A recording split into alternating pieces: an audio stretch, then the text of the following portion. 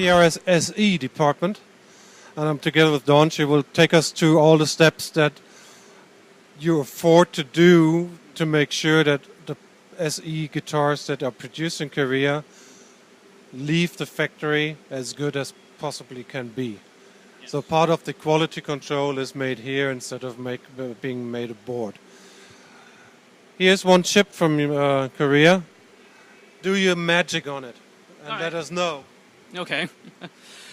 We get them in a master carton. We this one I had the truss rod cover already taken off.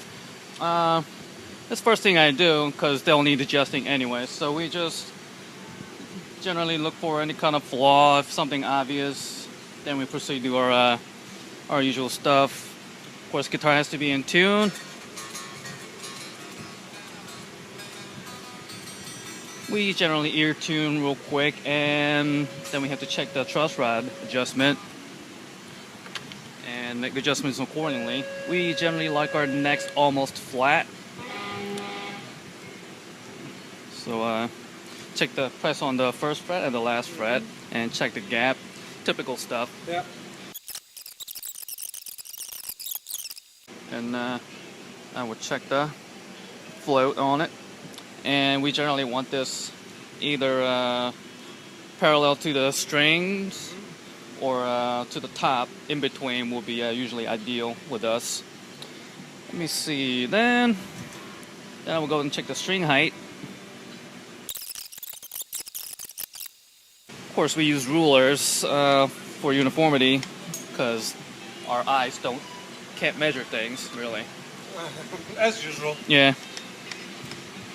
It can only feel right if it's measured right. Yeah, that sounds right. Yeah, it does help. Let me see, about a 64th of an inch. Actually, a little lower than that on the treble side, and 1.5. That'll be 328th of an inch on the bass side, but we generally work around that number. Yeah. Of course, I think the low E is a little low. I will file it down. And of course, we got to be careful with the tip of the files. I've made some mistakes before. I don't want that. Where I would scratch the headstock with the file. Of course, I'm using the rocking motion, cutting in somewhat of a V pattern. I would like to get it right anyway, so sometimes I spend 15-20 minutes on a guitar because, you know, let's say there's a little scratch I need to buff out.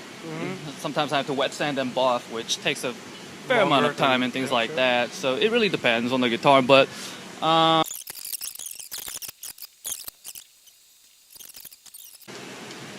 a lot of going back and forth. Yeah, sure.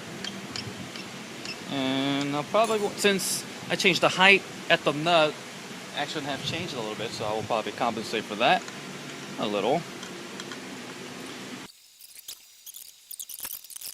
So it's crucial. It does add to the playability of the guitar. I must say, I personally am a friend of having the pickup pretty close without preventing the string from vibrating. Yes. And then, if necessary, reduce the volume. Yeah. To clear it up. So. Good thing you touched on that, because on 22 fret guitars, I generally like to have the neck pickup not too close to the string, because there's the 24th fret harmonics right there. Especially certain type of guitars. At one point, we had some single coil equipped SCs. We didn't want to have the neck pickup too close to the strings because it'll pull on it and create the false harmonics. Would be on the wrong spot, basically. Yeah, so we don't want that. I think the pickups are generally usually falls right into a pattern where you have the two sets of steps right there. So I would eyeball it, then I would go back and check it. Of course, I gotta keep an eye on those little screws. Sometimes they fall out or not in tension. We want it to be.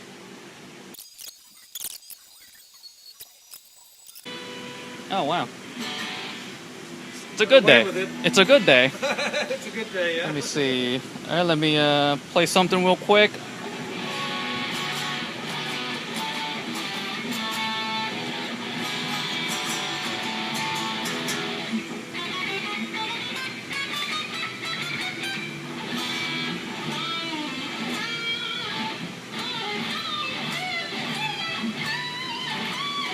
these are random bends, but what I'm checking is we don't want the string to fret out as I bend up. That's what I'm checking right now.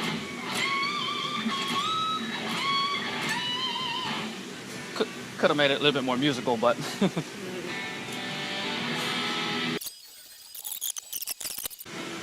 last visual inspection, overall stuff. And we have a next one more happy customer then. I hope so. I would assume.